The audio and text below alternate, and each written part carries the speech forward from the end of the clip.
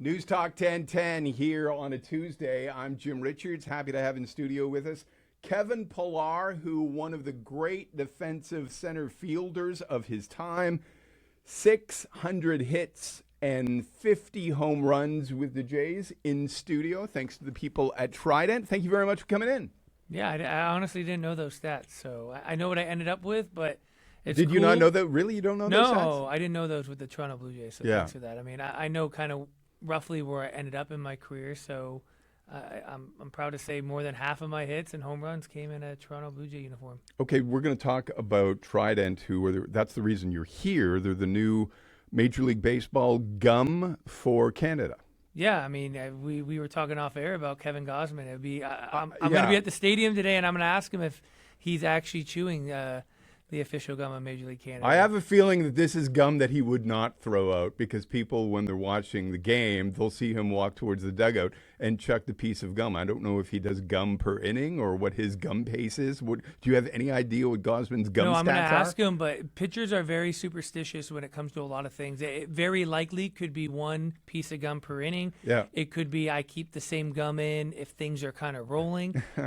Baseball has some weird superstitions, but Did you ever have one? Kevin Gausman's kind of known for like the camera's on him and he likes to spit the gum out and hit it. So yeah I mean, I'll find out. Did you have any superstitions? You know what? I didn't have any real superstitions. I had, I would say, kind of routines. You know, certain things that I like to do, but nothing to the extent of, you know, stacking cups or doing certain things. It was like if a bat worked, I rode it for a while. If the bat didn't work, I'd put that thing in timeout.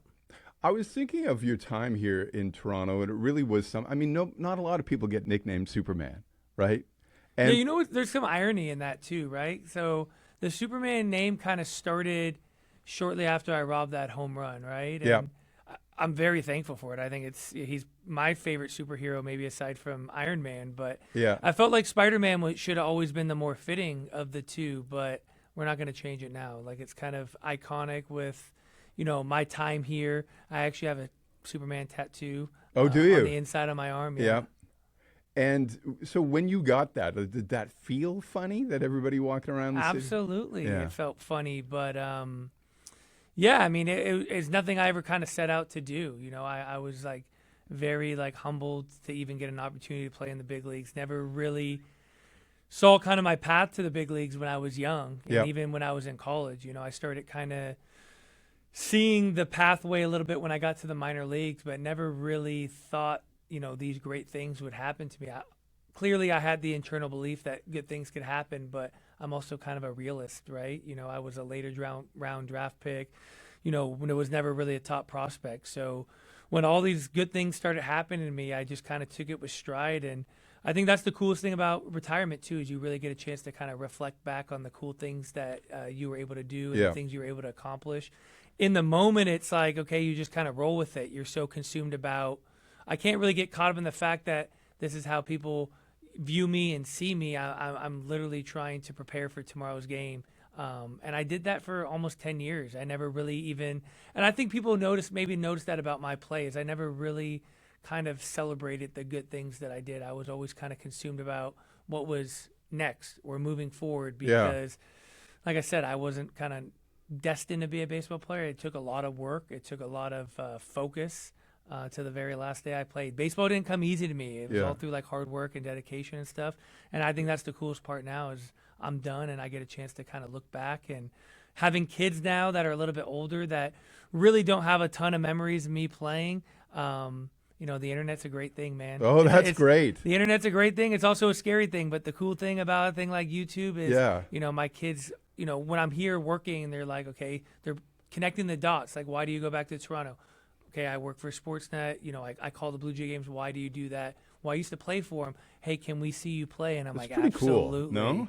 Yeah, I love showing them. Yeah. I love showing them the highlights. That's great. So during your time, it's amazing to me, and you sound like a really humble dude, that it might not bother you, but it's amazing to think of the acrobatics you had in center field and realize that you did not win a Gold Glove. It's kind of mind-blowing, I think, for the average Toronto baseball fan if you said, hey, how many Gold Gloves does Pilar have? And then they would be shocked that you don't have any. Yeah, I mean, if you asked me that question probably 4 or 5 years ago, I'd be upset about it. And yeah, I think when you step away from the game and you have perspective, it changes a little bit too. And I don't think anything would be any different in my life if I had gold gloves. Yeah, I'd have a nice shiny glove in my house somewhere, maybe a couple of them. Yeah. It would be a cool thing when people came over to see. But I don't think anything changed when my career ended. I don't think the way my teammates, my coaching staff, the organizations I played for viewed me any differently, whether I had a gold glove or not. I think that was the greatest thing that happened to me is when I retired. No one mentioned anything about missing out on gold gloves or the awards that I won or didn't win, the amount of hits that I had. It was always that I loved being your teammate. I loved watching you play. You posted every single day. You gave it your all. Yeah. Those are things that I could take to the grave. A gold glove, at the end of the day is something that would look cool in a house, but I don't think it really defined the way people viewed me as a player, how my teammates viewed me as a player. Your team was pretty tight, no? That era that made the runs. I just bring that up because seeing you talk about the current team, and it looked like you had a pretty good group of guys. Can you help define that difference that people are talking about with this team? The difference is I think this is genuine love and care. I think the families have a lot to do with that too, the kids and stuff. The game's changed just even in 10 years, right? Yeah. It was still kind of like pulling teeth to get your family to like travel during the postseason, big arguments about and you got to think about it. Some of those guys that I played with too were playing in the generation before, and even the generation before that. Like the game's always connected through kind of the older guys, right? A lot has changed, and it's not to say that the guys that I played with we didn't care about each other and we didn't get along, but there was still that element of. There were still some things that happened behind the scenes. There were some fights. Are you going to tell us about any of there were them? some No? fights and some Yeah. arguments and some disagreements, and Yeah. there was a lot of pushing people's buttons to try to kind of motivate them. Where I can't say because I'm not in that clubhouse right Yeah. now, but it seems like this is just very lovey-dovey. Everyone's pulling on the same rope. The families are involved. The wives are connected. They do family trips. But yeah, I mean, I think it's a great thing. I kind of have a mixture of old school where I think there's a time and place for certain things, and I think it's okay to challenge your teammate at some point. Does it always have to be physical? No, but I think there's a way to like motivate your teammates through some, Yeah. Different tactics. But I love the new era of, baseball requires a lot of sacrifice from your wife and your kids and stuff. Yeah. And the more that I think you can get your wife and kids involved, whether it's family trips, allowing them to travel on the team plane, it's a very difficult job for a baseball wife to, pick up and move multiple times throughout the season, to raise kids without their, dads being home all the time. Mm-hmm. The hours that we work, the constant night games, some have to homeschool their kids, some have to stay back at home. So I think anytime you can get wives and kids involved, much like the Blue Jays, I don't know if you saw the opening ceremony, Yeah. but to me that was like the greatest thing that they did Yeah. above everything else, like having the players' wives and kids and family members be on the field, because I think what they were really showing is that they're part of it too. Yeah. We see the players on the field, but it takes, a wife and, kids and even sometimes grandparents behind the scenes to allow the players to go out there and be the best version of themselves. What was your heart like yesterday when you saw what happened to Cody Ponce, who was a guy who was going to get his chance to put himself on the map? What a great signing in the offseason. Really heartbreaking. Yeah, I mean, it was devastating. I think it was tangible, the feel in the stadium, like the air being sucked out. I think the reaction of the players kind of said it all. And I think that was a similar reaction to I had as, and leading up to his start yesterday, on Sportsnet, the pregame show, there was a 5-minute sit down, him and Hazel, and it really, I knew a lot about his journey, but to hear it from his voice and his perspective, about how difficult it was to kind of be seen as kind of a failure in the major leagues and having to remove himself from the major leagues, take a chance on himself, go overseas to Japan, really not have a ton of success in Japan, really didn't know where to turn. He got an opportunity to pitch in Korea. He felt like he was going to give it one last chance, found a ton of success, was the league MVP here, finally got his opportunity to pitch in a major league stadium after 5 long seasons of not pitching in the major leagues. And before the injury, he just looked every bit of confidence. He looked electric on the mound. The stuff was going to play. I was so excited to see. The first inning was great. The second inning, it was building. In that third inning, I felt like he was about to just, really take off. The stuff was so fun to watch on TV.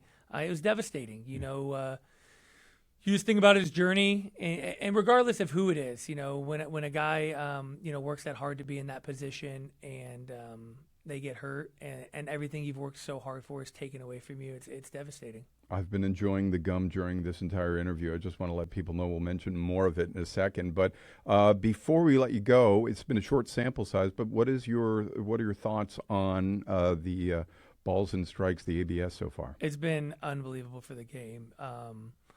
Not to mention the entertainment factor that I haven't really watched from home. I've been in the so quickly too, right? Yeah, I mean, and that's the great thing is, Major League Baseball, everything they've done over the last couple of years in implementing rules has really, I think been a home run. I think speeding up the game in terms of the pitch clock. I think people had, especially players had some, they weren't so fond of it at first, and it's just really improved the speed of the game. I think it's been a better product for people to watch, whether it's in the stadium or at home. But the ABS, the entertainment value is so unbelievable in the stadium. That short time from when the challenge happens to when they show it on, you could feel that anticipation build. But really, I think it's just given, I feel like everything else in life, there's kind of checks and balances. In our sport, we really didn't have that. The umpire was the judge and the jury. Whatever he said went. Yep. And I think for the first time, players that have a pretty good idea of the strike zone are being rewarded. I think it holds the umpires accountable for, and we're not talking about these ones that are like the ball's, barely missing. Sure. I think players just didn't want that large miss, where for a long time in the game, it was seen as okay for, the umpires to make some calls to kind of speed up the game, right? But at the end of the day, every at-bat kind of matters. It's how we feed our family. It's how we, keep our job, and that was the kind of the argument from the player. There's got to be a way that we can compromise where we keep the integrity of the game, we keep the human error of the game, but there's kind of a gambling element. Like, okay, am I right or am I wrong? Is it worth doing it? And the strategy from just in the 2 series, with the way the Blue Jays have implemented it, the way we saw the lack of the A's doing it, and the Rockies really haven't kind of figured out how to do it yet, being a younger team. I think it's just another layer of kind of strategy that's implemented in the game now. Thanks for coming in on behalf of Trident. Why are you excited about Trident linking up with Major League Baseball Canada?